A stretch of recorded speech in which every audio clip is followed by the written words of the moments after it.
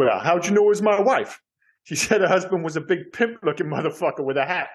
Oh, you real cool for a guy about to take a bullet.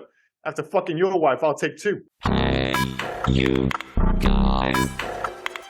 Hey, you guys.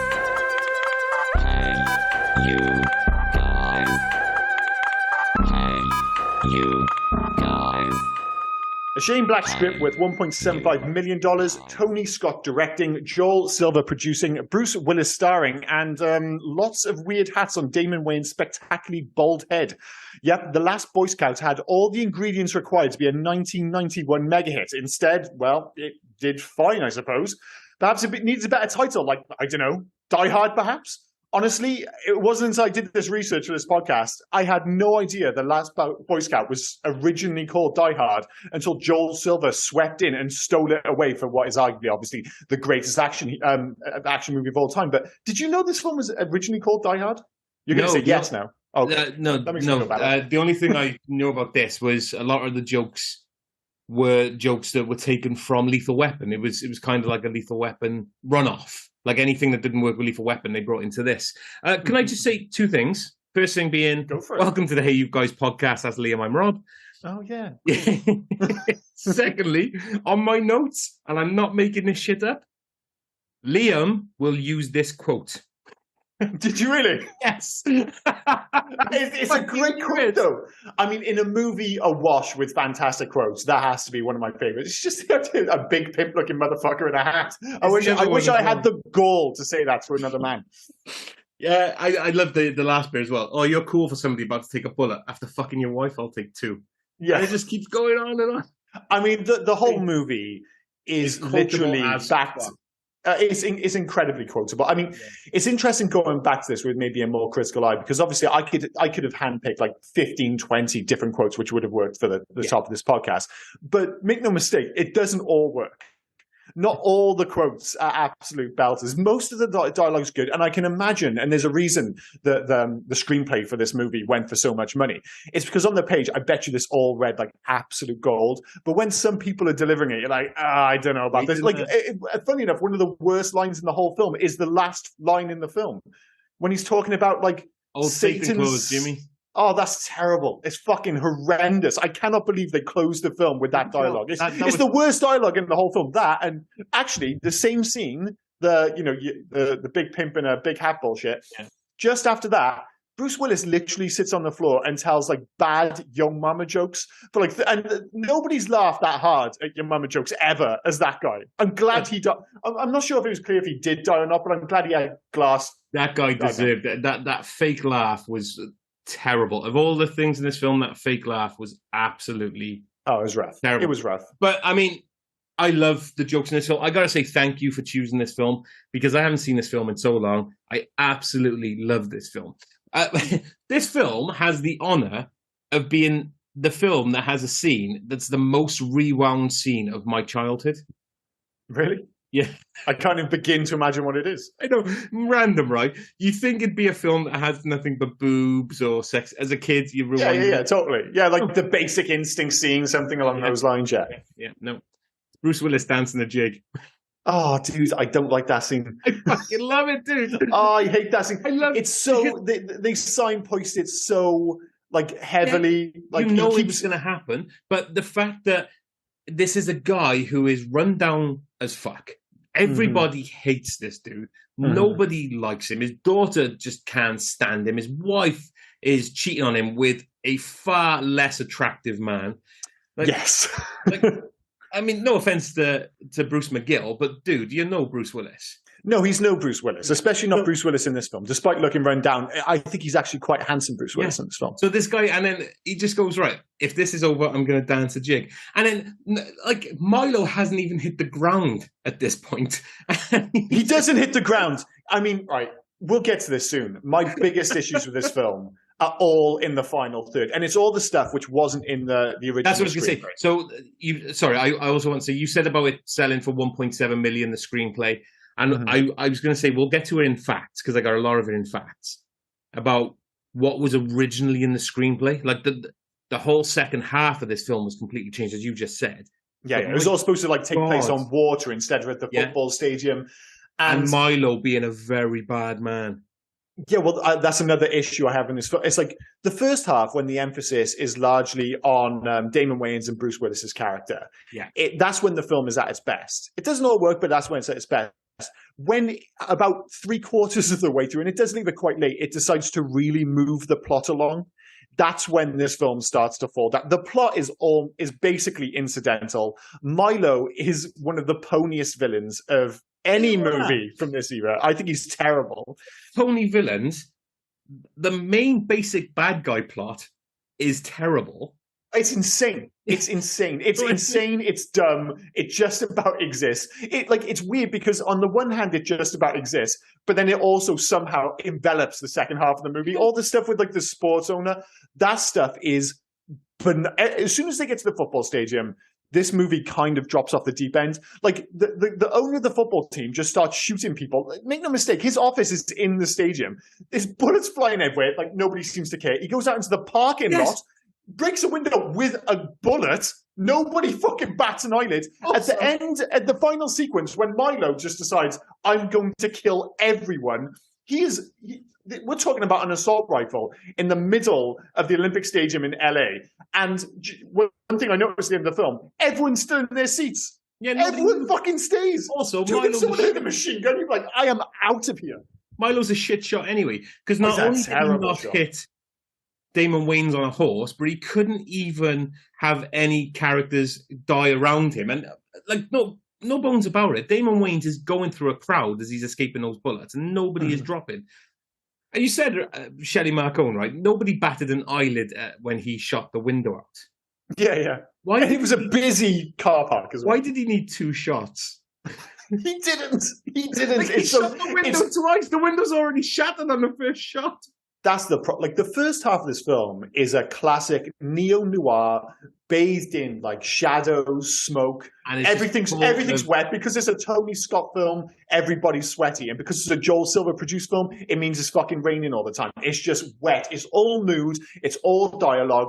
You can see why Shane Black decided after this that he wanted to direct the rest of his screenplays because in the second half of the film they just abandon everything.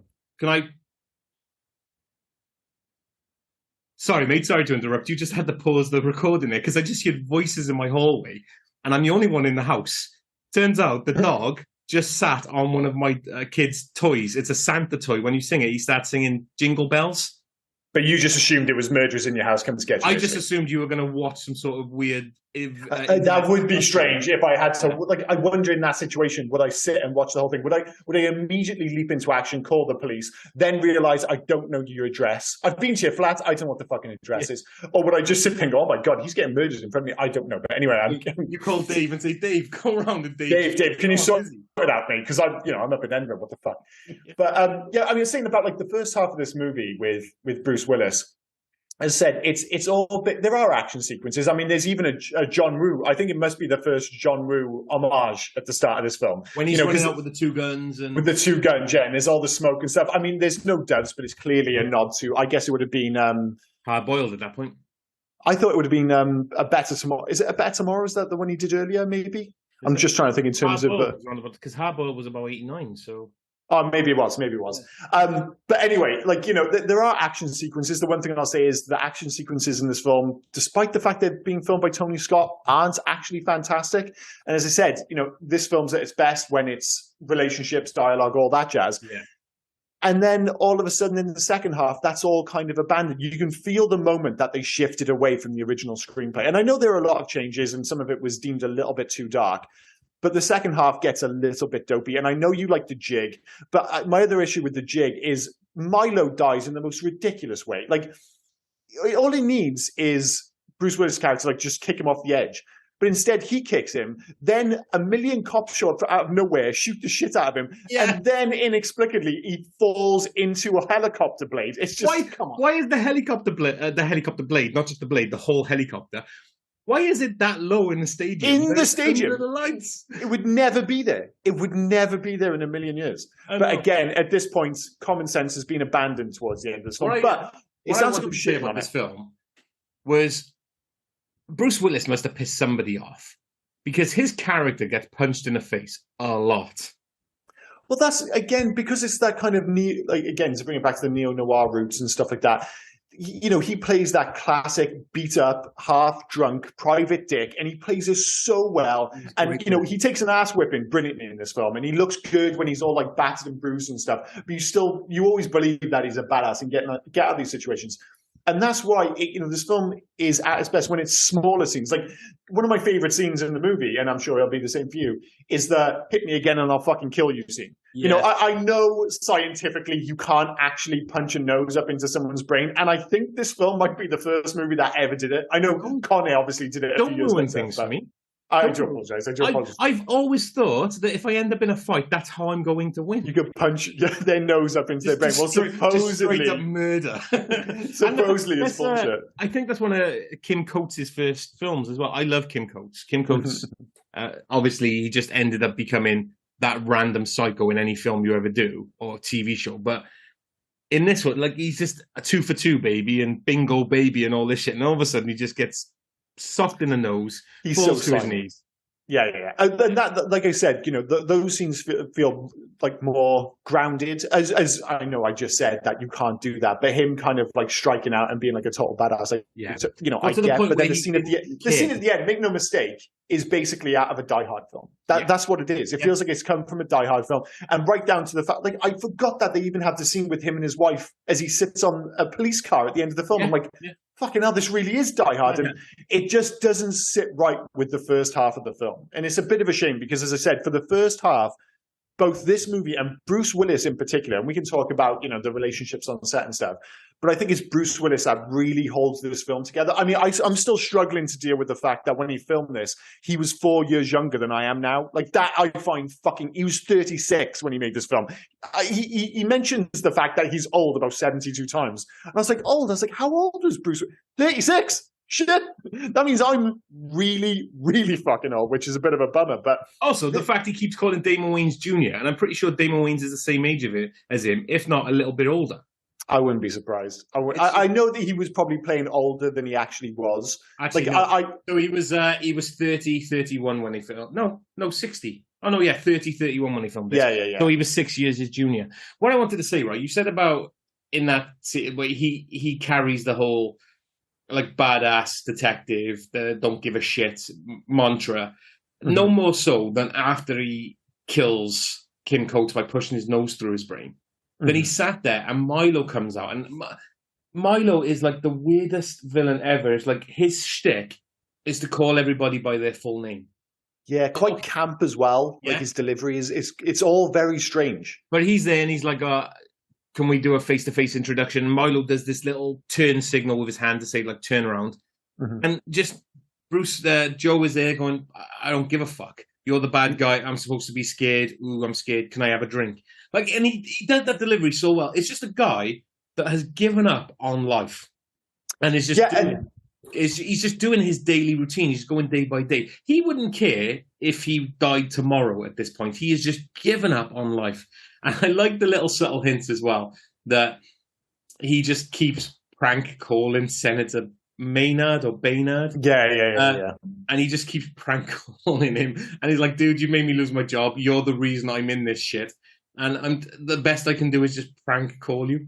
Yeah, he's like, it's weird because he's like, on one hand, he's like a total badass, but then he's also an absolute loser. And obviously, when you hear that, he's also quite petty. And that's the great thing again about Bruce Willis is like he's willing to play the alternative to the traditional hero. Like right from the off, he's drunk, he's a loser. He almost shoots a kid. He's rather indifferent towards a dead squirrel being placed on his chest. Like this, this is 1991. This is still kind of towards the tail end of that kind of 80s Macho Man thing. Yeah. And, it's interesting because Bruce Willis was always kind of like lumped in with Schwarzenegger and Arnie because of Die Hard. But he's nothing like them. And neither of those guys would have or could have played this character. For one, he's a better actor. But he's great at playing a deadbeat. Like, again, an absolutely badass deadbeat. None of them could have slept in the front seat of their car. No, that's the issue. The other issue, but it just kind of like this is like Bruce Willis at like a weird time in his career because he's still kind of like a megastar at this point. Everyone kind of associates Bruce Willis with like the 80s, but he only actually made a few big hits in the 80s. Like Die Hard was what 88. 88, and Die Hard 2 was 1990. Yeah, so I don't know what he did in 89. I think the only big thing he really did in the 80s because Blind Date wasn't big, let's be fair. Moonlighting was the other thing, wasn't it? Yeah, but that's the TV show. TV show, yeah, exactly. So I think it was Die Hard. I mean, let me grab his film. It is, no, I checked, like, it is just Die Hard. Like, most of his films, the movies you associate it with, are 90s movies, but you don't think of him as being a 90s actor. But the other thing, like, if you go through his IMDb, is that unlike Schwarzenegger and Sly, for instance, both of those guys had, like, these amazing runs. Like, Sly earlier in the 80s, Arnie the second half of the 80s, where they were just, like, it was mega hit after mega hit. But after Look Who's Talking, it's like he had a really odd run. And this is ongoing throughout his career. He made Bonfire of the Vanities, Hudson Hawk around the same time as this, which obviously was a massive flop. I know this Hudson film... Hawk. Oh, dude, Hudson Hawk's fucking horrendous. Oh, Hudson Hawk is absolutely fucking terrible. But it is really bad. But then, a lot of these films are bad. The Player, I mean, Death Becomes Her, I actually quite liked. Striking Distance, that's rubbish. Yeah. And then, like, yeah, you know, Pulp Fiction kind of saved his career in '94. And then he goes on to make 12 Monkeys, Last Man Standing, Fifth Element, Sixth Sense, etc. But he has these he's always had this stop-start career. And I know this film didn't do massive business, but I think it kind of saved him after the absolute debacle of Hudson Hawk. Just the fact that he's good in this and it did okay-ish was enough to get him over the hump, because that's how much of a disaster fucking Hudson Hawk was. I mean, he did 3. If you're going to go down the route Hudson Hawk was terrible, which I totally disagree with, he did 3 in a row, all for 1991. Which Are you really disagreeing with a straight face about Hudson Hawk? Hudson Hawk is great. Fuck off. Hudson Hawk is great. It is really not, dude. Sorry to butt in. I do apologize. It is so he did Mortal Thoughts. I think that was the one he did with Demi Moore. Yeah. That's bad. Yeah, terrible. Billy Bathgate, I think, was awful as well. Oh yeah, shit, I forgot about that. So Hudson Hawk, Mortal Thoughts, and Billy Bathgate, all 91, along with The Last Boy Scout. Yeah. There's another one from 92, The Player. I've never heard of this. Yeah, The Player, that's another stinker. I'm pretty sure that's with Tim Robbins. Well. Yeah, that's what I mean. He made a lot of odd choices. But even like amongst all these, like this was seen as like a bit of a kind of win for Bruce Willis, despite the fact that this movie didn't do very well. Like, I think what did it make? Just over 100 million or something like that. It made its money back. I don't think it was a complete flop, but it wasn't a hit. And you look back, like I said at the top of the podcast, this had all the ingredients to be a massive hit, like on paper. But it's like, when you watch it, the issue is it's mean-spirited, it's quite misogynistic, it's got like maybe too many unpleasant characters. It's actually quite hard to turn a highly violent neo-noir into a massive mainstream success. Yeah. And, like I said, as good as some of the dialogue is, sometimes it goes off the rails and the plot's kind of incidental. But this movie is like a mainstream movie, is a really tough sell because, and it comes back down to that screenplay. We mentioned it a few times. It's a movie that's arguably more famous for its screenplay than anything else. But, what's his name? The guy who wrote the screenplay. Shane Black, thank you. Black, yeah. I mean, he wrote this, he admittedly wrote this in like a very dark place. Yeah, and coming off like a big relationship, something like that. I think. Yeah. And you can see it in the supposedly the original screenplay is actually a lot darker. It is. And you watch this film and you're like, it's already pretty dark. It's not very nice to women. It's not a lovely film by any stretch. There are moments when there's a bit of levity towards the end of the film. Like, I think the strangest one is the way his daughter turns she comes out of the gate as maybe the most horrible daughter in movie history, and then 2 scenes later, she's like really nice. It's like this really dramatic turnaround, but with no narrative to back it up. It's very strange. Right, you want to go dark? Okay, we're there now. I'm going to break it. I'm going to jump into facts a little bit, right? Mm-hmm. And I'm going to go to what the original script had for Milo. So Milo was even nastier villain than he was in the film, because he wasn't really nasty. He was just a bit shit, yeah. In the script, besides being a hitman for Marcone, he also had a job as a director of snuff films, in which his men would kidnap women in very violent ways. There was also a scene in the script where he brutally kills an entire family who accidentally showed up near the place where a meeting between his and Baynard's men took place. Other parts that were changed included the boat chase scene you already said. What was this? There was something else about Milo. Oh yeah, Joe and Jimmy saving Joe's wife Sarah from being killed with a chainsaw in one of Milo's snuff films. Like, So his day job is to be a hitman for Marcone. His night job is to just kidnap women off the street and kill them for camera. Well, the only positive side of that is at least Chelsea Field would have had something to do because. No, I'm just saying, like, you know, I think another thing in the original script, the idea was that was supposed to happen to Chelsea Field's character, Sarah Hallenbeck. And the idea was that she would kill Milo at the end as kind of, you know, to kind of get them back rather than, Joe Hallenbeck killing him instead. And, you know, I'm not saying that would have been nice. Like, nobody wants to see snuff in their movies. But you can feel like those changes to the screenplay, they just haven't given any thought to her character. All she really does is sleep with, is it Joe? Is that who she sleeps with? No, she sleeps with Mike.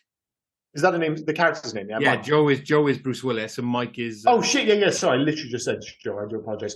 So, like, she kind of sleeps with him, and then at the end, she shows up, and it's like, oh, look, we're a happy family now because, you know, Joe's wearing a polo top, and she's telling her daughter what to do. And it's like, that's kind of it, and there's no dramatic relationship between them. She just sleeps with a dude, and he gets over it towards the end. It's, as I said, there's clearly a different screenplay where she had more to do in it. Like I said, I don't necessarily want to see the snuff version of that, but a director's cut maybe with her, with maybe just a little bit more to do wouldn't be bad. And, you know, we talked about it, like, you know, a bunch of films we've gone back and rewatched have kind of famous director's cuts. I've never heard anything about a director's cut for this film, but no. Tony Scott famously, I mean, this film had 3 editors that were listed and supposedly had at least 4 more. Tony Scott always films tons of footage and he uses tons of cameras. And one of the big issues with this that they changed quite a bit was the fact that it was very violent initially. Yeah. And then obviously Tony Scott's got a very unique directorial style. Like you'll notice a lot of the scenes, they cut away pretty heavy-handedly. And the reason is they're cutting away from violence. And it was to basically take it down to an R from an NC-17 because they see that as, like, you know, filming suicide or whatever you want to call it. But, you know, I'd be interested to see a longer version of this film with a bit more violence and maybe a bit more common sense towards the end of the film. I'm not sure if that version exists, of course. But. We're gonna have to teach you to take breaths in between points because I never have a chance to rebuttal. You went about Chelsea Field, which I had a good rebuttal for, and then you went straight into Tony Scott doing this. Now when I go back to Chelsea Field, it's like... What the fuck is going on? Sorry, dude. I'll be quiet for a little bit now. So Chelsea Field, we've actually done her 3 times on this podcast. Nobody ever mentions Chelsea Field or talks about her as an actress. And she's it's the 3rd time we've actually come across her. What were the other films? I can't think. Commando. Oh, of course, Commando. Jesus. And Masters of the Universe. She was Tila. Oh, yeah, of course. So you wouldn't think about it. And I totally agree with you. She does fuck all in this film. It's pointless. You should... I'm not saying she was a big name, but for the character that she played, you didn't really need a name like Chelsea Field. You could have anybody play Joe's wife at this point because you see her for 3 scenes or 4 scenes. That I forget about the police station scene where they're asking where she is. And in regards to the direction, the way this film is going, I think you've already mentioned it that it speeds up in the last half. You get all this massive build up, all this exposition about why Mike fucked him over, why Halle Berry was blackmailing Shelley Marcone, why you had all of this. And then you get to the police station after they kidnap Joe and they frame Joe for the police officer's murder. You know, I was just going to say police guy. The police guy, yeah. The police officer's murder.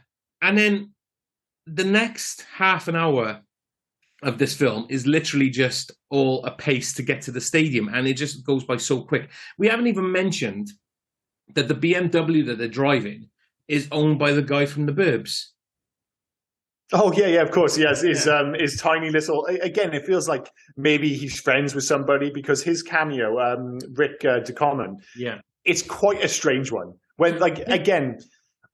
you can imagine when somebody's storyboarding that action sequence, it would have looked kind of cool. But people just kind of appear in cars. You never see people getting into cars. Again, to take your point about everything being in a bit of a rush.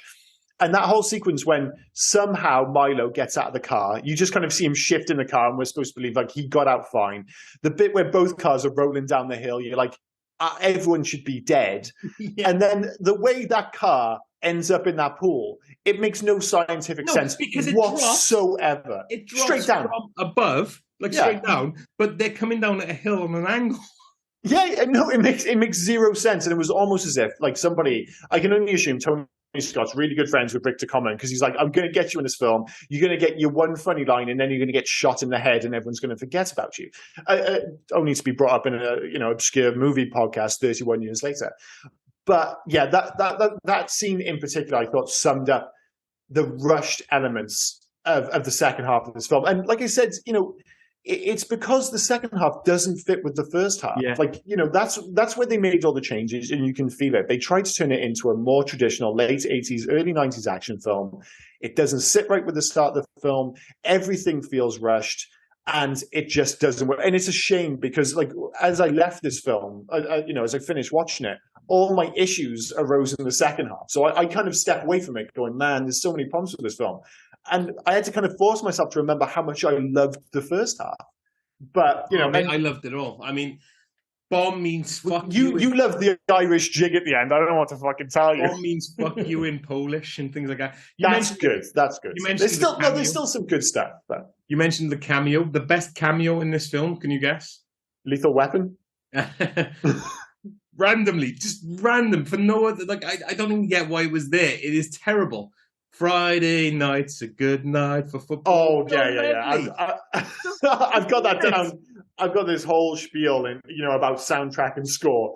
And of course, I've got to bring up the fact that, what's his name? Michael Kamen, is it? The guy, Michael Kamen. Yeah. He also did the score and the soundtrack for Lethal Weapon. There are so many crossovers with Lethal Weapon in this film. None more so than Michael Kamen's score, which sounds so similar to Lethal Weapon at times. The only thing is lacking is that bow, bow, bow, bow. That's the only thing. Every other bit, like the last action sequence in this film, sounds like it was lifted directly from the fight on the lawn at the end of Lethal Weapon. It's unbelievable. It almost sounds lazy. The joke about the leather pants. Yep. And what's his name? Fucking hell, I forgot his name. And Bruce Willis. Says I'm old at the end of that, is because that joke is lifted directly from a Lethal Weapon joke that was never used. Murtaugh's talking to his daughter about a dress she just spent money on, and he says it doesn't come with a TV or anything, and he ends it with I am very old. So, and this is what, despite the fact that he's not very old at all. 36. To be fair, ever since we hit our 30s, we've been saying we were old. Yeah, but not in the way he's talking. He's doing it in the Murtaugh way. There's a reason why he's old, though. Why he feels old. It's probably because all his bones have been broken so many fucking times. How that? Oh yeah, it's the Indiana Jones thing. It's not the what is it? It's not the years. It's the mileage. Something along those lines. All the times I've watched this film, I've never noticed the scar on his head that looks to have been stitched up halfway through the film. Yeah. I've never noticed that before. I don't know why until now. And I just look at him and thinking, this guy, I cannot fathom how by the end of the film, he is still walking. He takes a fucking beating. The only film I can compare it to is probably Die Hard with a Vengeance, where he starts off with a hangover, to be fair. So that's never good for anyone, especially the way he's got to go through the day. And then by the end of the film, he drops from a bridge onto a tanker. You mean Dix, you mean? No.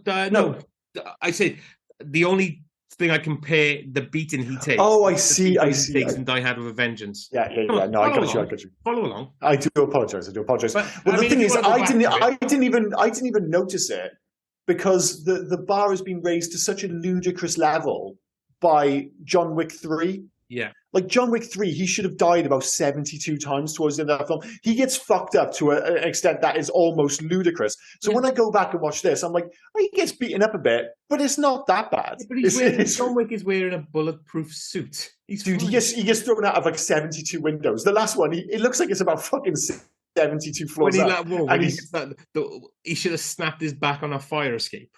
Oh, it's ridiculous. I mean, in fairness, I actually think the worst thing that happens to anyone in this film is probably Jimmy Dix. Obviously, he gets shot in the hand, that sucks. But when they throw him off the bridge onto the car, I can only assume they're trying to kill him at that point. Yeah. It's he kind of, he gets up, he's a bit groggy, he's concussed. I'm pretty sure that would maybe make you dead. It was a long way down, man. Maybe his giant jacket. Maybe his giant jacket saved him, which needs to be brought up, of course. I was trying to, we'll bring up his clothing style in a sec. I was trying to figure out how he's still meant to be rich. Doesn't look like he's got any deals after. Like, he's not a TV host or anything like X stars or anything. His sign, he only played for the one season by the sounds of it, the 89-90 season, then he was just done for drugs. Although, but it's still quite recent. So I think, like, in the long run, sure. But he was, like, supposedly the best quarterback in the what would have been the NFL, the equivalent, I suppose. And they were talking about how Joe was, like, obsessed with him for a long time, and so I assume he would have had, like, a relatively. I know you don't get paid for being in college, but he would have had advertising and stuff. So I can get on the idea that he would have still had some money around, and he was probably still splashing it about because he was on drugs, obviously. But yeah, I know what you mean. Like, I suspect if he hadn't turned his life around, maybe if we caught up with Dix like 5 or 6 years later, he might have been in a bit of a state. But I mean, he's starting to become a private eye, isn't he? There was a character I wanted to mention, right, who wouldn't let it go, and it's his own fault. Big Ray, played by Tony Longo, the guy that grass is on him at the end because he pulled a shotgun on him. Oh yeah. Upset with Jimmy Dix. Because Jimmy Dix broke his nose. You broke my nose. Dude, you were drowning a girl because she wouldn't suck your dick. Yeah. You were totally in the fucking wrong. Jimmy saved that girl's life. How about you just let it go and move on before, I don't know, Me Too happens to you, you prick? Yeah, well, I mean, there are a few things in this movie that age it more than most. Because, again, the first half, with the whole neo-noir thing, it kind of gives it an almost timeless sense. But I'm not sure a mainstream movie in today's, market opens with a sports star drowning a prostitute unless she gives him head. I just don't think that happens, even if you do make out he's a bit of a dick. The credit sequence, mega early 90s, aggressively early 90s. Jimmy Dix is a collection. I mean, his whole wardrobe, for sure, the leather pants, the big jackets, but none more so than his fucking wacky hats. But I'm not sure if there was ever an era when those hats were acceptable. Like, the red hat is bad.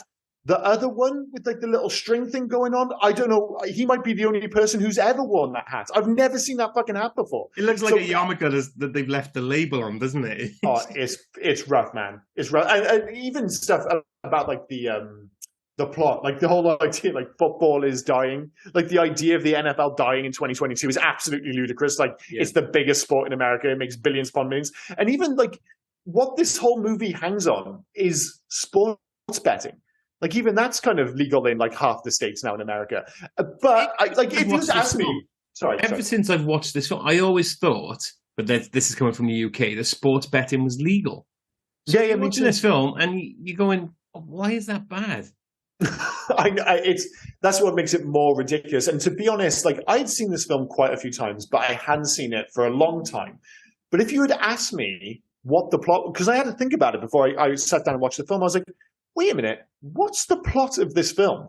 And I was like, I have no idea. And I think it's an issue with Shane Black scripts, as good as they are and as good as the dialogue is. What often falls, because obviously he puts such an emphasis on character relationships and dialogue, is that the narrative and the plot falls by the wayside. Because I remember we had the same issue going back and rewatching the first Lethal Weapon. I was like, wait a minute, what's the plot of the first Lethal Weapon? Like, we all know, the relationship between, Murtaugh and stuff, but, like, what's the plot? And I couldn't remember. And going into this, I was like, I have no idea. When I watched it, and again, it really gets dropped on you halfway through. I was like, it's about sports betting. What the fuck?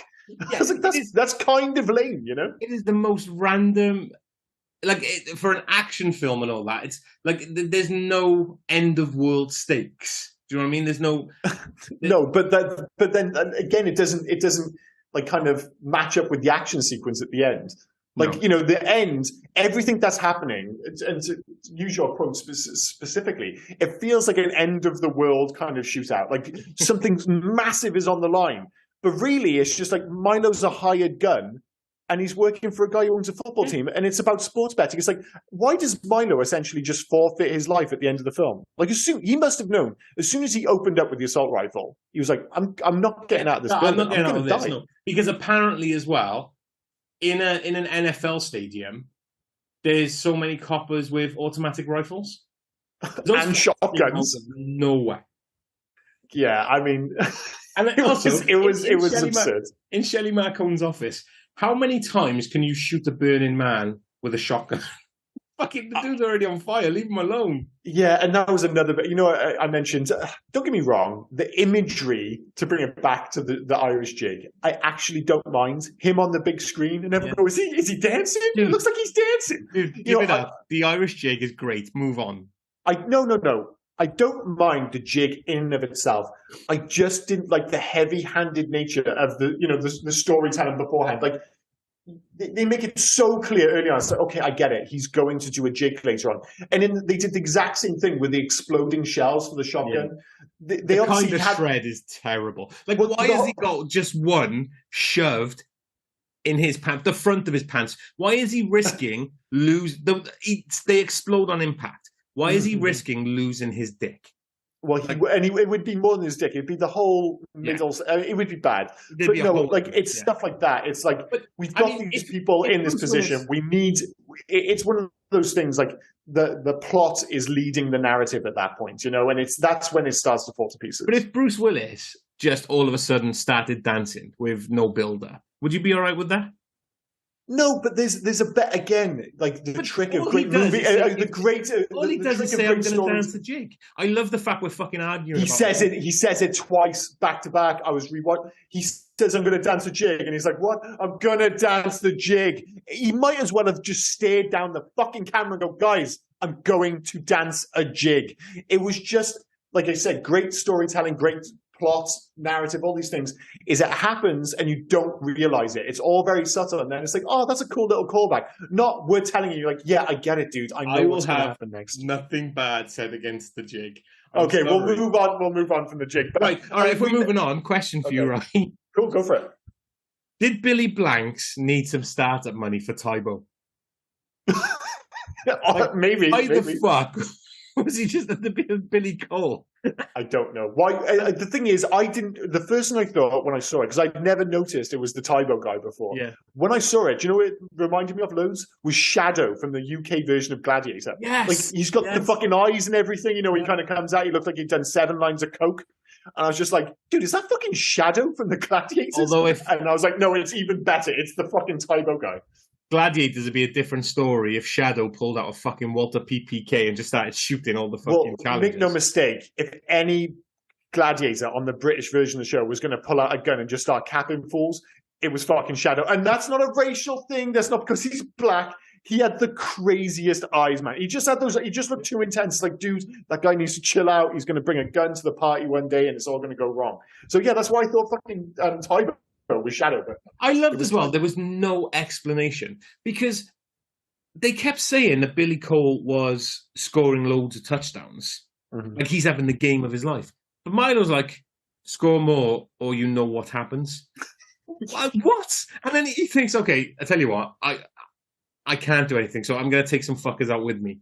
Like, did he think after shooting a couple of guys before he got to the end zone that touchdown was gonna stand?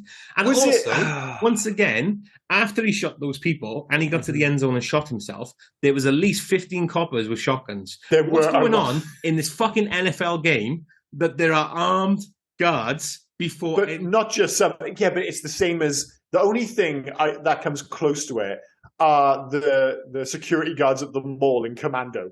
When there's like 72 security guards in the mall in Commando, you're like, dude, what the fuck happens in this mall? But they're not armed to the teeth. Yeah, but they're in a mall. Like, I think if this existed in the same world, like if you had 72 armed mall cops in a mall, in that same world, if you were playing an NFL game in LA, then I would guess that you would have to upgrade to shotguns and semi-automatics. So I'm willing to accept the fact that this exists in the same world as Commando. But both of them are insane. That can hover under stadium lights perfectly. I mean, I'm not going to, like, when you see that final sequence, you even see the helicopter moves towards him like they were doing it on purpose. Like, guys, this isn't our first rodeo. Let's make sure we finish this fucking guy off, right? Also, that goes all over the windshield, the windscreen. Yeah. Like, I would assume, I've never been in a helicopter, especially like a police one or an attack one. Have they got windscreen wipers? Like, how is this guy then land in his helicopter? I've got to assume they would have, because they would fly into bad weather like a car. So I've got to assume that they would have windscreen wipers. They would fly into bad weather like a car. What fucking cars are you flying? Well, no. You know what I mean? Like you drive into bad weather, you fly into bad weather. You're going to have to deal with the elements in the same way. So I assume helicopters must have windscreen wipers. I'm not sure if that's going to do a great job against blood.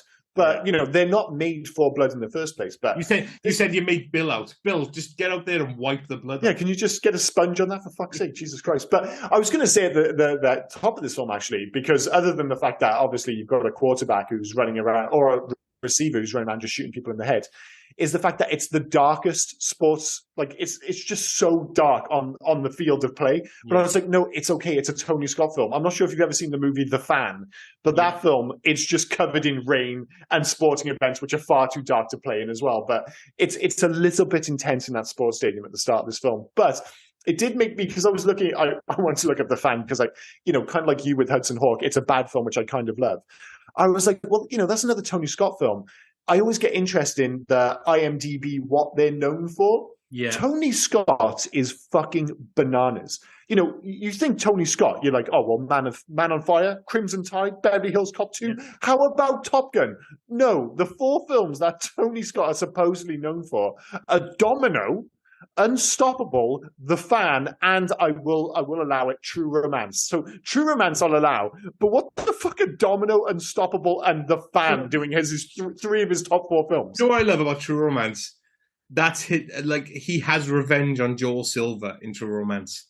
Oh yeah, with the because we will get to it. Joel Silver, who produced this film, Tony Scott hated him after this because Joel Silver took over. There was loads of behind the scenes shit. I think everyone that walked away from this film randomly, except for Danielle Harris, who played Bruce's daughter. Oh, with the crazy name. Fuck, I got to get a name out. Danielle Harris played Darian Alan Black. Darian feels like it sits alongside Jimmy Dix's hat, as in they only exist in this movie. It's insane. Sorry, I do apologize. So she was the only one that I could find that actually liked doing this film. So no one else did. No, Tony Scott hated with Joel Silver so much that he based the movie producer in True Romance, like the mannerisms, the look, and everything. It's not a kind interpretation either. No, buying all this cocaine, just being like having armed guards, just being some sort of pimp kind of. Yeah, but the thing is, it kind of adds to the film, I think, because everyone supposedly hated everyone. Like you said, Bruce Willis famously hated Damon Wayans in this film. Obviously, you got Tony Scott hating Joel Silver. And I think the big issue they've got is this is 1991, and you've just got too many big dicks in the room. Like, there's just too many alpha males. I mentioned the fact that this film is disappointingly misogynistic, and it really could have done with more female, screen time. There's no two ways about it. But the biggest issue is just you had too many egos in one place at one time. And I don't know, it kind of ended the relationship with a lot of these people. Like, Bruce Willis worked with Joel Silver a bunch of times. He didn't work with him again after this. No. So there were a lot of issues. But the other side of that coin is that it kind of works. That strain sometimes gives movies like a certain edge in terms of the performances and relationships. Like the one that immediately springs to mind is Superbad. Supposedly, Jonah Hill hated Christopher Mintz-Plasse. He just said, dude, this guy can't be on the film. He fucks with my flow, all this stuff. And he was like, no, that's why he has to be in this film. Yeah. You're supposed to hate him. And the fact that you hate him in real life, that adds a bit of spice and adds to the performance. And you think like that back and forth, because, a lot of the dialogue, again, especially in the first half, it's quite mean. Everything's got a bite to it. And you can feel almost that nastiness between the two of them. It wouldn't work if they liked each other too much. I love the dad jokes in this as well, right? And there are a few. There are a few. Joel Silver, sorry, go back to him a sec. Mm-hmm. You did the Tony Scott thing and you said the known for Tony Scott. Can you guess the known for Joel Silver? It's got to be Lethal Weapon, Die Hard, Black Rain, maybe at a stretch. Die Hard? Yeah. The Matrix? Oh, yeah. Sherlock Holmes? Ooh, okay, fair enough. And that was a big hit. And The Nice Guys. The Nice Guys is a surprise. I mean, bringing it back to Shane Black. I mean, I love that film. I think it's fantastic. I love The Nice Guys. I love the other Shane Black one, Kiss Kiss Bang. Oh, Kiss Kiss Bang. And you should all be thankful. All you Marvel fans out there, I don't feel like enough Marvel fans know that Kiss Kiss Bang Bang was the real first Marvel film. Because the only reason Robert Downey Jr. was Tony Stark was because of Kiss Kiss Bang Bang. He had been in the Hollywood wilderness for years until, obviously, we mentioned earlier, Shane Black after this film decided, from now on, all my screenplays I'm going to film. And one of them was 2005's Kiss Kiss Bang Bang. If you haven't seen it, it is absolutely phenomenal. It is great. And both he and Val Kilmer absolutely knock it out of the park. And it's his performance in that film that convinced Marvel to essentially hire him for Iron Man. Iron Man, yeah. Because that was probably his next film after that. But also, it was, yeah, because that was 2007, 2008? Yeah, something like that. The Nice Guys then was like meant to be the spiritual sequel of Kiss Kiss Bang Bang. And not a lot of people like The Nice Guys. I think The Nice Guys is great. But I wouldn't expect that. In a list of Joel Silver films, I wouldn't expect that to be in the top 4. No, I'm not as surprised by the madness of the Tony Scott list. No, because you're like, well, 3 out of 4 are correct, whereas the Tony Scott list, you're like 1 out of 4 is correct, and the other 3 are so off the mark. Again, despite the fact that I love the fan, that doesn't fly. Going on about Joel Silver, we've said at the beginning of this, right, how quotable this film is. I am a dad joke fan. I fucking love a dad joke. And they just couldn't stop in this film.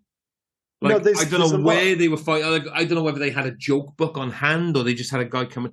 But like the whole, like when Milo says, "You think you're so fucking cool, don't you? You think you're so fucking cool." Well, just once, I'd like to hear you scream in pain. Play some rap music. Oh my God. It's so bad. But then that kind of sits alongside quite cool stuff, like, man, you couldn't protect a warm cup of piss. I'm not sure that makes sense. I don't know why anyone would want to protect a warm cup of piss. But it's, for some reason, that's punchy dialogue. But that sits alongside the fat mama jokes, the rap joke. I mean, and I got to ask how you feel about it, since we're on the subject. How do you feel about the finger scale? Now, one of my friends, yes, I wouldn't call it a shit scale, but if he sees a woman's hot enough, he says, "I'd eat her shit," which I always thought was a pretty bold claim. But the finger scale isn't as bad as that. It's still kind of gross, though. But regardless of how you might feel about the finger scale, you don't bring it up to the guy whose wife you're sleeping with. You just fucking don't. I don't care how proud you are of the fucking finger scale. You do not tell it to the guy whose wife you're fucking. He was kind of wasn't going to get caught, was he? I mean, to be fair, low-key, he probably wanted Joe to find out. Because we've already said it. You look at Mike and you look at Joe. And she decides to fuck Mike over, like, behind Joe's back. So Mike's like, "Oh, I'm the one getting your wife, dude. I'm the one getting the hot wife, not you." Yeah, he's gonna have a lot of insecurity because the wife he's fucking is so out of his league. Yeah, and then her husband is also so much more attractive, and so, clearly, obviously, a bit of a loser, but still obviously a badass. I mean, he saved the president's life, for heaven's sake. Jesus they Christ. Have one of the best little, not the finger scale talk, but just before that, because Mike rings Joe's office and Joe answers. "I said I thought you were in Vegas. I was going to leave a note on a message on your machine." And Mike just turns around. "What'd you do last night?" And out of the blue, Joe goes, "I think I fucked a squirrel to death and don't remember." That's something I honestly think, again, I feel like I've been very critical of this film. And it's one of those things you can't help, that's half the point of going back and rewatching these films. But there are so many great lines. You could spend like an hour just talking about the great quotes in this film. I mean, they do sit alongside some rather dodgy quotes and some pretty bad dad jokes, which I don't know. I'm not sure if I can forgive all of them. And as I mentioned, like the last lines of this movie are the worst, I think, of the whole bunch. But it's like, to my mind, it just kind of all sits comfortably with that idea that this film is a complete mixed bag. I had really fond memories of this growing up, but going back and rewatching it, and I know you're going to disagree, it's like the highs and lows are just all over the shop. It's at times brilliant. And we mentioned Bruce Willis a few times, and this is kind of leaning into legacy, but this is like a top 5 Bruce Willis performance for me. He is so fucking good in this film. Yes. And I like everyone in this film, other than Milo, of course. But like, I actually think Damon Wayans is good in this film, and I've always been a fan of Damon Wayans. Like, I watched a lot of his comedy films back in the day, like going right back to I'm Gonna Get You, Sucker. That was like one of the. I remember watching that a lot when I was younger. I thought that was And Ivory Wayans. no, I think the Wayans, like the whole Wayans family, did a lot of them. And I think Ivory Wayans was the star of "I'm Gonna Get You, Sucker." Yeah. But I'm pretty sure they all kind of made an appearance. Like that's why I was. Yeah. That was just. I'm saying like how far back I was like aware of the. The Wayans family. Sorry if I didn't make that clear. But I mean, I know it most famously from the sitcom. What the fuck is it called? You know, the one Ding Wayans where it's like it's just him and his family. It ran for a number of years. Oh, My Wife and Kids. Is that what it's called? Yeah, My Wife and Kids. Yeah. I watched that to death. So I've been and obviously he was more famous for doing comedy because he had worked on SNL and stuff like that. But he's really good in this. He has movie star chops, and I actually think, despite the fact that they hated each other, he works quite well with Bruce Willis in this film for the most part. But as I said, I think the issues are with the direct. It's not one thing. It's not the direction. It's not the actors. It's not the script. It's that there were too many people involved. They made too many changes, and it eventually turned the latter half in particular into a bit of a mess, which was a bit of a shame. Really, one thing I did love though was the fact. I mean, we mentioned it before. We love it when they force the title of the movie into the movie itself. Yes, and they've done this in this film loads of times. But they did it in this with in like a handwritten note, which was even better. I'm not sure if I've seen that. Boy Scout loads of times. Yeah, but he never says the last Boy Scout. No, they have the conversation about him being a Boy Scout, and then when he signs the card for his daughter, he says to the daughter of the last Boy Scout. Yeah. And I was like, that's fucking cool. That is cool. But sorry, you interrupted me, and I can't remember my point. Oh shit. Well, I have, other than the fact that Halle Berry's death was actually quite surprising. Yep. I forgot she died so early in this film. Should we move on? Should we move on to Loves and Hates? Yeah, I had a really good point and you fucked me over. I've done that so many times. You must be used to it by now. In terms of loves, number one, I'm going to go with dialogue. I mentioned it a bunch of times, not all of it, but when it's good, it's fantastic. Bruce Willis, I'd have a bad word to say about him. Even some of the dodgy scenes in this film, he's still fantastic. And, like I mentioned before, like he's best. I think he's at his best when he's a damaged hero. And that goes right back to Die Hard. He's far from a perfect hero in that. And I didn't put a number 3. I just went straight to hates. And I've got like 7 hates, which isn't a good sign. So I'm going to let you get on with it. And so I'll come back to it now. Bruce Willis, I think he does well in this film. Bruce Willis 90s. I mean, he does have, as we've already said, a couple of misses, probably more misses than hits. Oh, yeah. Yeah. There's plenty of misses. His hits, they're fantastic. Like, and I love him in this. And I don't care what is said about this film. I absolutely love this film. I still love this film. So Bruce Willis in this is great. I love the dad jokes. I love the dialogue in this. You can really feel Shane Black come through, even though they changed a lot of the screenplay towards the end. And fuck you, I love the jig. You love the jig, fair enough. Keep it in. I don't actually think I've got that in hates. I've got hates. I mean, again, I guess you could put it in loves and hates. Is Jimmy Dix's hats? I mean, they're absolutely bonkers, but still, I love them. So I'm going to put them into hates. The fact that the actual plot itself is a little bit whatever. It's like, like I said, I'd forgotten what the plot was, and there's good reason. They try and force feed you it towards the end of the film, and you're just like, I'm not sure if this is really working.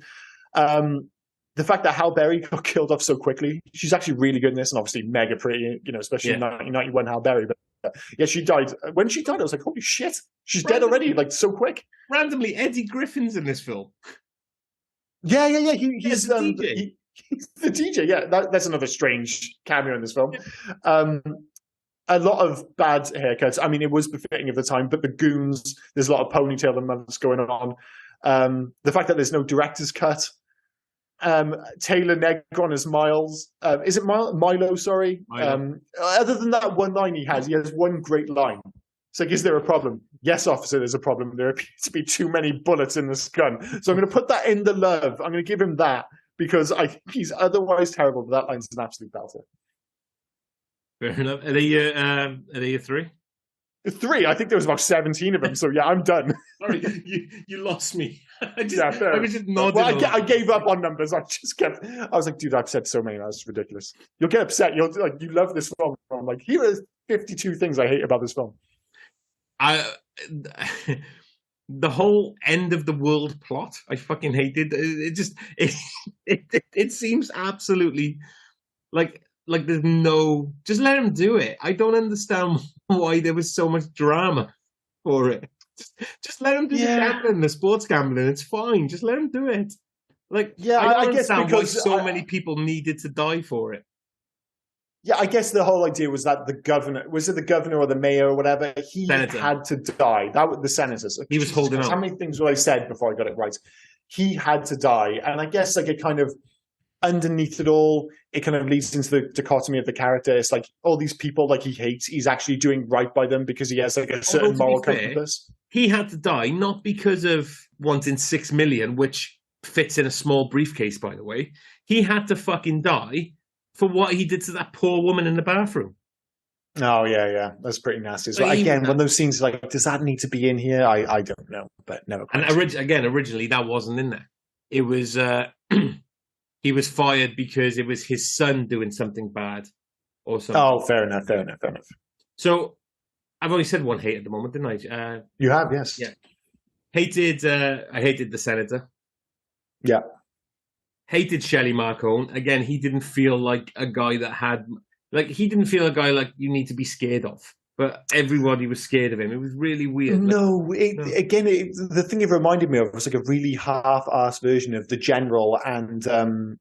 what's his name? Joshua in Lethal Weapon. Like the general was kind of there, and the really scary character was Joshua. But obviously, he had him on a leash, so that was he was almost like his guard dog. Yeah. And it felt like a similar thing here, but there was no relationship between the two characters. He just kind of pops up at the end of this film as like, oh, yeah, I get it. He's quite unpleasant, but there really wasn't any threat to him. And the same with Milo. He had, like you said, he has that one speech when he's talking about wanting to hear him scream, but other than that, you just don't really buy into him.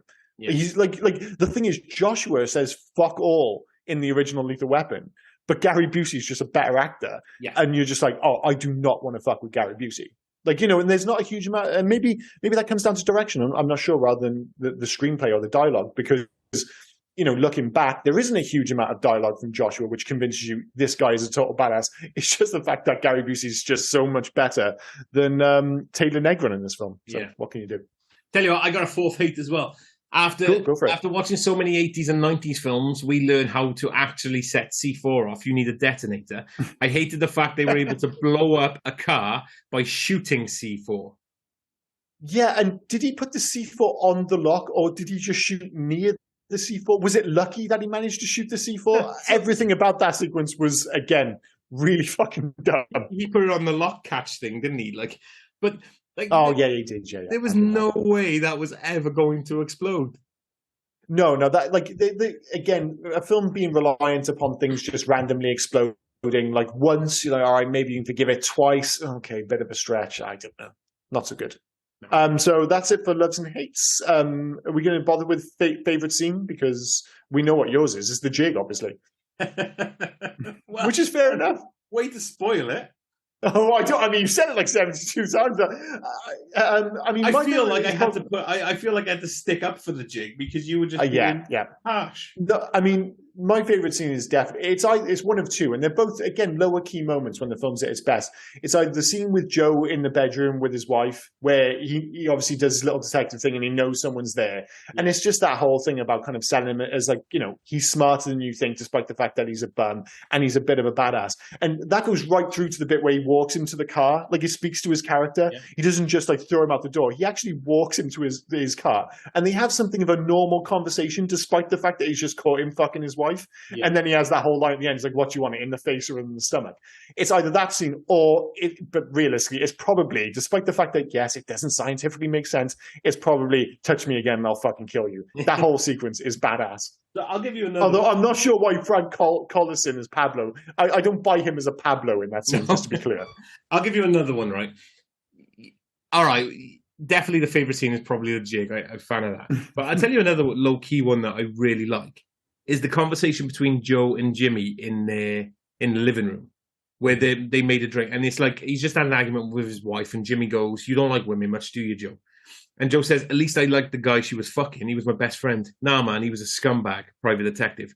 all private detectives are scumbags. Yeah, but that scumbag tried to get you killed. And the line from Joe after that then is, I don't know why, but I fucking love it. Yeah, well, friends can't be perfect. I wish the water wasn't wet. I wish the sky wasn't blue. And I wish that I didn't still love my wife. Life sucks. Like, I don't know why, but That's a great. Yeah, I love that. I love the delivery between the both of them. It's great. Like you said, again, despite my criticisms of this film, when this film is good, and it's often in its quieter moments, it's fantastic.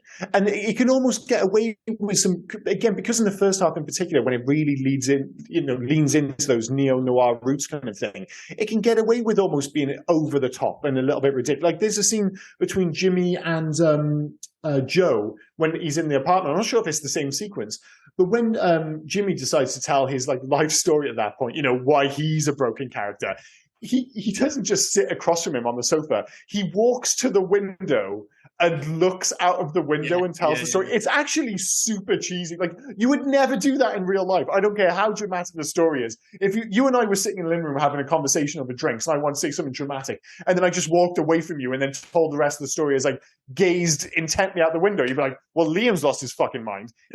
But you're coming over at Christmas and we're going to do a recording for a film. When I'm going to tell you a story, before we start recording, you're going to ask me how my week's been.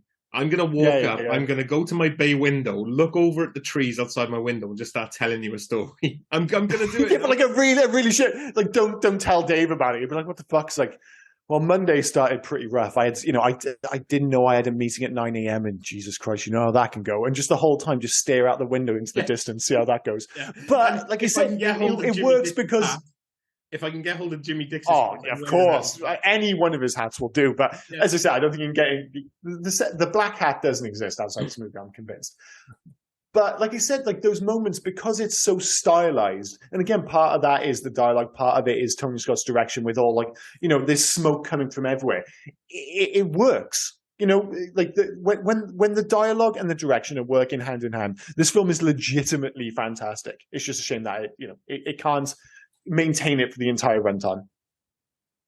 Do we want to do any facts, or have you done them all? Because we did a lot of facts. I haven't done them all. Fucking hell. No, I know there's tons of facts for this film.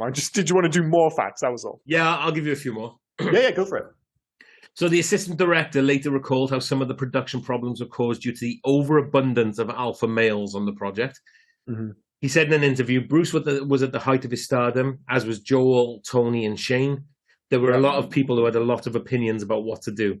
There was some heated early 90s testosterone charged personalities on the line. Code. There was a lot of cocaine. It was a charged environment, shall we say. I mean, that's just speculation from my part, but there was cocaine on that set. Oh, there was definitely cocaine there, 100%. Joel Silver was there, for heaven's sake. Of course there was cocaine. I like this one. A riot nearly occurred during filming at the Los Angeles Coliseum. Hundreds of extras were recalled for a second day of shooting, but a last-minute decision was made to cancel the recall. The extras were not informed of the decision and arrived expecting a day of work. They were refused pay by the production, and as discontent grew, they began to surge against the barrier that surrounded the set. Riot police were called in to disperse the crowd. So I'm guessing that's why there were so many armed guards in that end scene, because they were already because they were just like, well, you're here, we might as well stick you in the movie. Yeah. Joel, a lot of these facts, the fact that people are just slagging off the production. Joel Silver said that the making of the film was one of the 3 worst experiences of his life. Tony Scott also spoke about how miserable production was, largely because Silver and Bruce Willis took over the production, altered part of Shane Black's script, and made him shoot scenes he hated under threat of being fired and having to forfeit his salary. We'll blame them then. Yeah. The composer, Michael Kamen, hated the film when he first saw it. The only reason he provided the score was out of personal friendships with Bruce Willis and Joel Silver. Danielle Harris, who played Bruce Willis's daughter, said in a 2018 interview that it is still one of her favorite roles. She's the only one.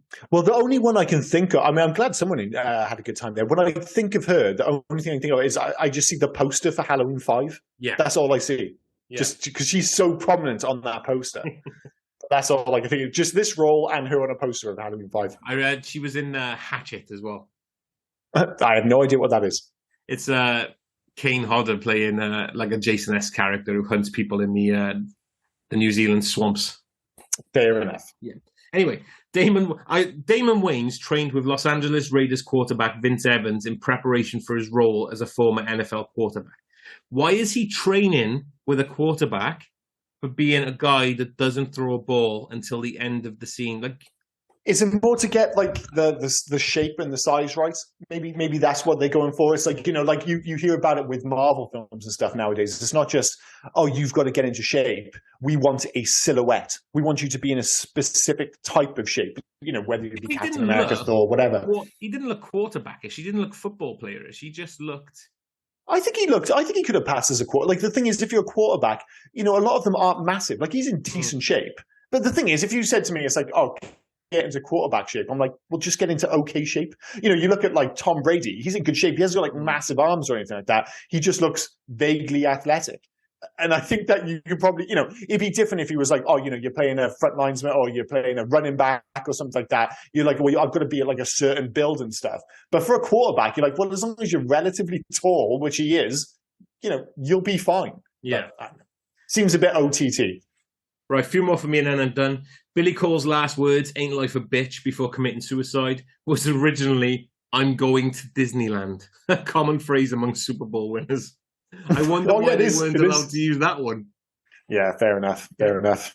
How many times do you reckon the word fuck is used in this film? I mean, it's less than what we use on this podcast, but... I noticed halfway through this podcast that every time I was using a kind of inflated number, I kept saying 72. And I don't know why, but I feel like I've said 72 about 72 times on this podcast. So I'm going to say it one more time. They say fuck in this movie 72 times. I'll give you the 102 times. Okay, so that wasn't as close as you. Yeah, you're like, oh, you got one of the numbers wrong. Yeah. Sadly, the other number was miles off. Do you know who was originally considered for Jimmy Dix? No. Mel Gibson. I mean, it would have been a very different film, wouldn't it? Yeah. It really would have. And I'm not sure. That would be another there's too many similarities with Lethal Weapon film already. We can't have that. That would have been another alpha male.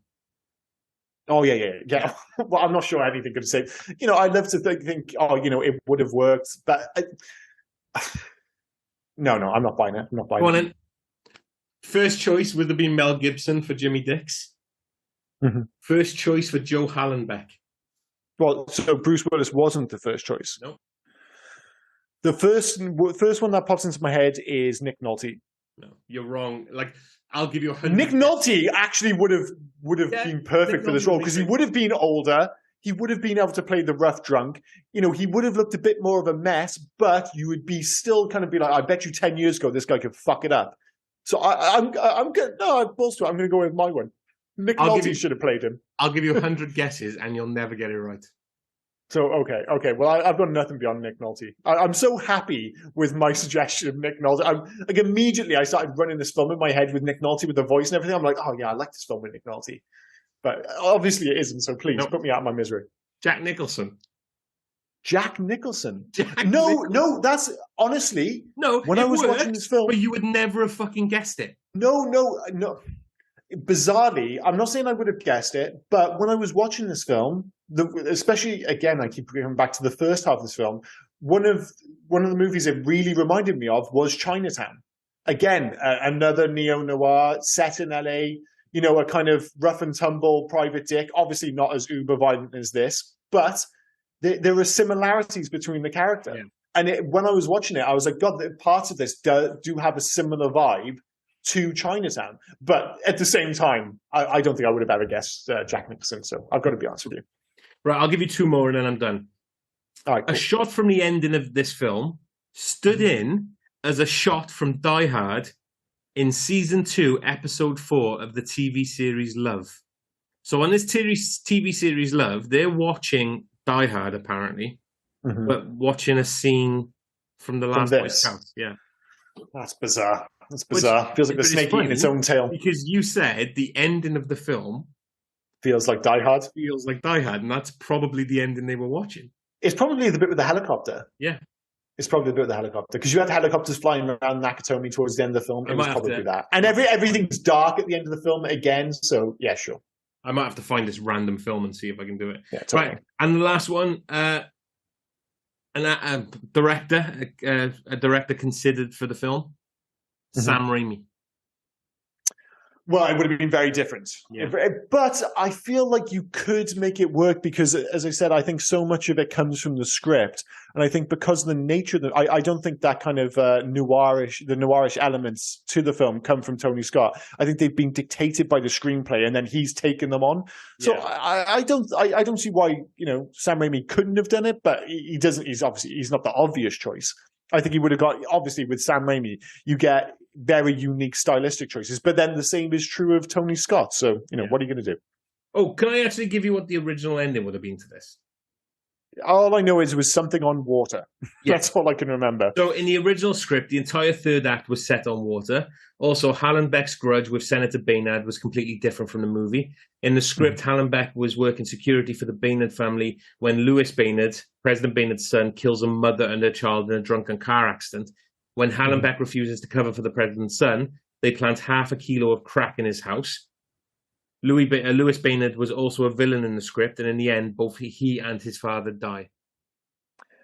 I think that, maybe they kind of randomly take that into Jimmy Dix's backstory, because he has the whole thing about his wife and the unborn baby getting hit by a car, don't they? So I wonder if they would have brought that back, though, and that was. But the difference is it's a lower key movie, isn't it? They've obviously what they've done is decided at the end they want this big blowout at the end, so they've had to change the script and the relationships accordingly. But I wonder if that was originally the script as well, that it was actually him that ran over Jimmy Dix's.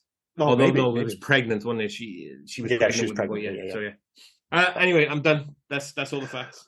Well, we've covered a lot of the legacy. Obviously, we mentioned the fact that I think it's arguably a top 5 Willis, if not a top 5 Willis movie, a top 5 Willis performance. It's the end, arguably, of his kind of peak late 80s, early 90s run as well. I mean, it came around the same time as Hudson Hawk. We already mentioned the fact that he goes on a pretty grim run then up until kind of 1994 with Pulp Fiction.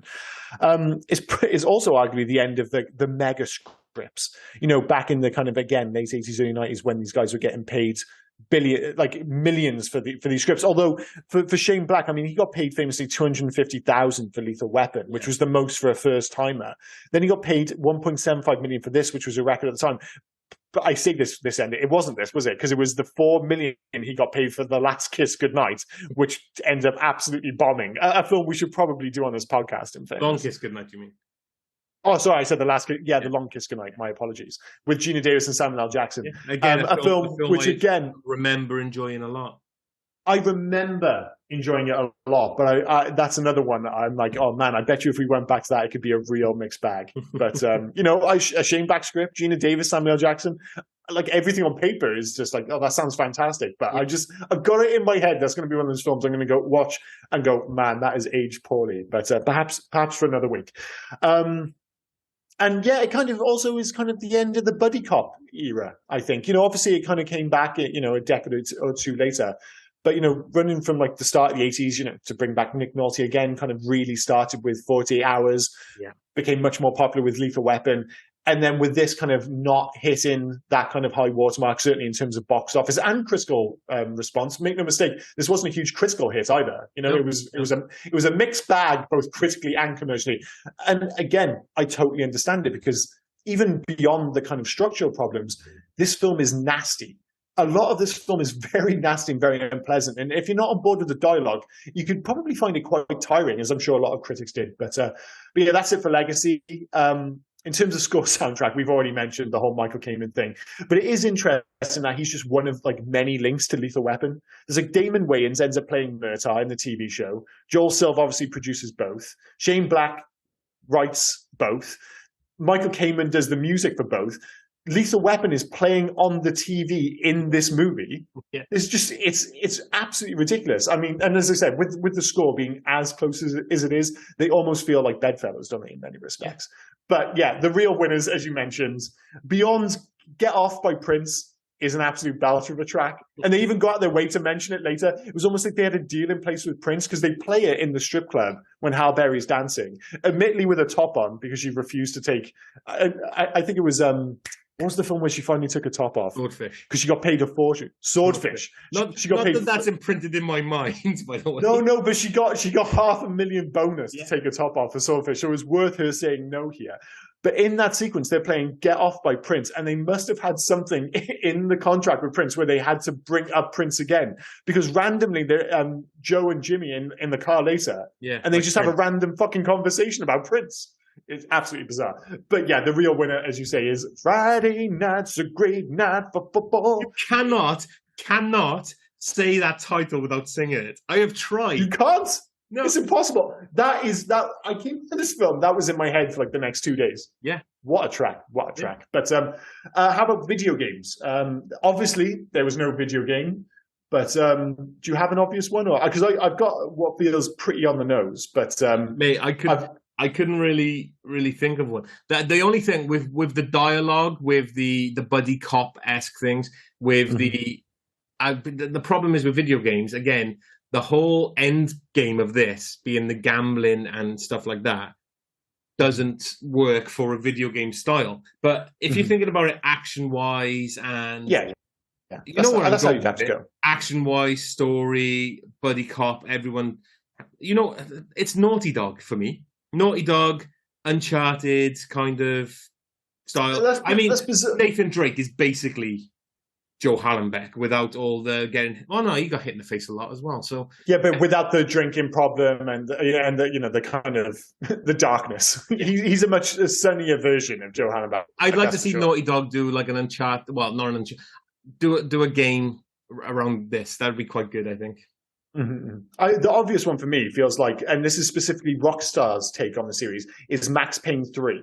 Because by that point, Max Payne, like obviously there was the Remedy games, and part of that makes sense. You could almost have Remedies early. You could have Remedy doing it, or you could have Rockstar. Remedy do the noir stuff very well, but the problem is, well, it's not a problem at all. Rockstar keep the noir stuff, but obviously a lot more sunshine in that game. But it's really dealing with Max as an alcoholic at that point, but an alcoholic who can still dive through the air and shoot, and he's a total badass. So I would basically, I think you could almost take Max Payne 3 and turn it into a Last Boy Scout game. The only difference being you would probably need a second playable character for Jimmy Dix. Although, is Jimmy, like, beyond the end, at the end he kind of gets involved a bit. Could you just have Jimmy Dix for just for dialogue? Does he need to be involved in the action? I think he's an NCP. He's basically, again, if we're going back to Naughty Dog, he's the Sully or the... Yeah, there you go, yeah. He'd be the Sully character. I haven't played Max Payne 3 for a long time, so I'm not sure if there is the equivalent of Sully character, but I'll go with Max Payne 3 from Rockstar. Yeah, I get both of them would work. I mean, if you want to go the darker side of it, the Rockstar Max Payne 3, that's the one where he wakes up in Mexico, isn't it? Like Yeah. So I would go the dark. Either one of them would work. I wouldn't clearly define a winner this week, I don't think. No. Let's be clear. I would say neither of them are going to happen, but again, I keep coming back to the whole idea that Rockstar just randomly made a video game about the Warriors because they just had all the money in the world, and they're like, we can. If somebody at the top of Rockstar loves something enough, they can just do what the fuck they want. So maybe one day we will get a Last Boy Scout sequel where, but I assume at that point they would both be working with private detectives. I don't know. Anyway, this is going to be the interesting bit: scores and recommendations. So go for it, mate. Go for it. I'll go first because mine's a bit easier, and you need at least 15 minutes to this. It's a 4, and yes, I would. Mine is a 3, and yes, I would. I would still recommend it because, as I said, the good stuff in this film is still fantastic. I love Bruce Willis, and I think this is peak Bruce Willis. As I said, I've kind of gone pretty heavy on the criticism of this film, but it's only because I know, but I get more angry when it's like I can see the film it could be, and the film it could be is there for like 40 minutes.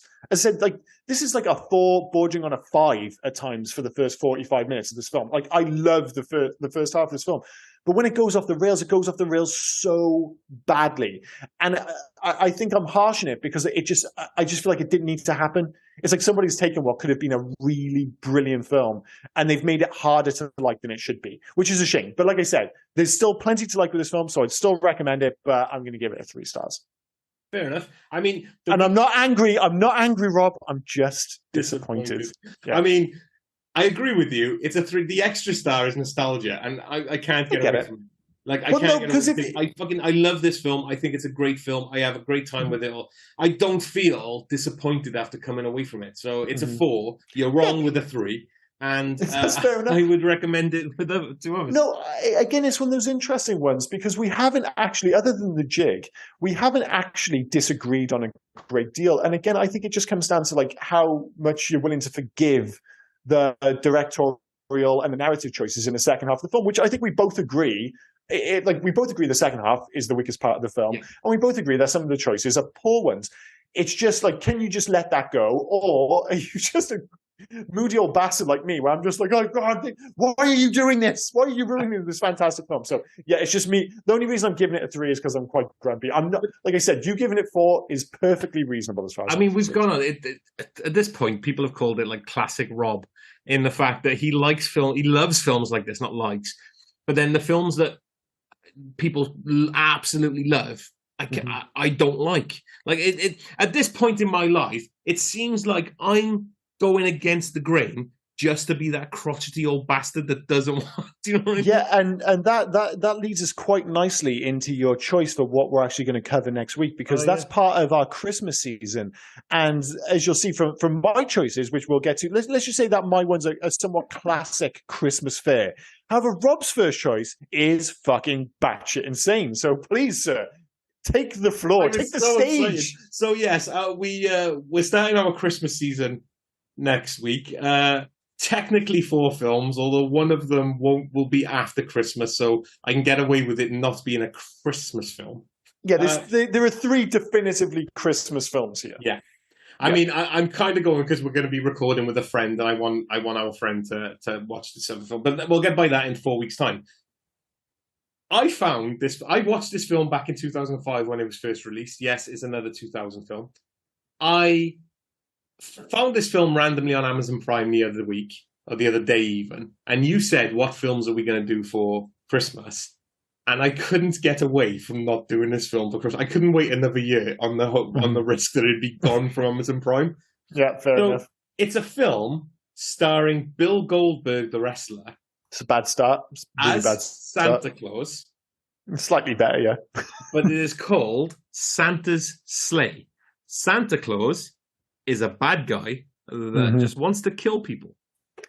Yeah, starring Bill Goldberg. There's a reason Bill Goldberg didn't go on to fame and fortune in the movie world. So this is going to be a very interesting choice. But if you want to watch an obscure Christmas film, something a bit different this year, I mean, why not give it a go? Like I said, I never heard of it. I've never seen it. I'm willing to go on this journey with Rob to watch what might well be, I'm going to go out on a limb here and say, might not be a great movie. But, you know, if there's any time of year when we're willing to watch slightly ropey movies, it's Christmas time. I'm all on board with this. In all fairness, you've gone on a lot of journeys with me. I have. And in fairness, you've really steered me wrong. However, I am genuinely concerned about that run ending with Santa Sleighs. But please, you know, come on this ride with us. It's free on Amazon Prime at the moment. Yeah. Why not give it a fucking go? So yeah, Bill Goldberg. Bill Goldberg as Santa actually sounds kind of cool. And it's less than an hour and a half. So come on, you'll have fun with it. Randomly, James Caan is in this film as well. So. Is he really? Yes. All right, that actually makes it a little bit more interesting. And yeah, that's a great selling point. Like, legitimately, if a film is like silly, slightly shit, but is kind of fun, but it's like 87 minutes, it's a much easier sell for me. It really, like, if you were like, oh, let's watch Santa Sleighs, it's Bill Goldberg as Santa, it's 2 hours, 20 minutes long, I'd be like, go fuck yourself. But 87 minutes long, I was like, that's shorter than most episodes of fucking Stranger Things nowadays. Let's give it a bash. Wait. So yes, but he's, you know. It's 78 minutes long. I just found it. It's an hour and 18 minutes. It's 78 minutes. The problem is now you're going too far the other way. That's quite concerning. That is quite concerning. No, because it just gets straight into what you need, and it keeps going for 78 minutes, dude. 78-minute movie. That is, I mean, that's a new record on the podcast. I mean, unless we do unless we watch Dumbo, because I think Dumbo was actually 60 minutes long. Yeah. Then I'm not sure if we're going to find another movie that's shorter than 78 minutes. Episodes of Game of Thrones have been longer than this. 100%. 70. Okay. Well, you would actually, I kind of talked myself into this, but now you mentioned 78 minutes, I'm kind of going back the other way. I'm waiting next week for the apology. That's all I'm saying. Well, we'll see how this goes. But yes, thank you for joining us for The Last Boy Scout, my choice. And please do join us next week for Santa's Sleigh, Rob's choice. So yes, it's the start of our Christmas season. We'll be doing 3 definitive Christmas films and 1 film which isn't Christmassy at all, but we're doing it at Christmas anyway. So yeah, as always, thanks for listening, guys, and please join us next week. Catch you later. Cheers, guys. We'll see you next week. Ta-da. So where can people actually find us? Oh, well, people can actually find us on Instagram, Twitter, and Facebook at HeyYouGuys80s. You can also drop us an email at HeyYouGuys80s@gmail.com. We like to read them out on the show, so please feel free to send them in. Any recommendations, just get in touch with us. We do like that. And we'd like to thank, as always, Darry Fletcher at Darry Doodles for the fantastic artwork that we're now producing. Cheers, Darry. And a big thank you to Alexander Ortolan for the awesome intro music. He has no media presence as far as I can tell. He's very mysterious, but makes great music. So thank you very much. And we'll see you next week. Thanks for listening. Bye.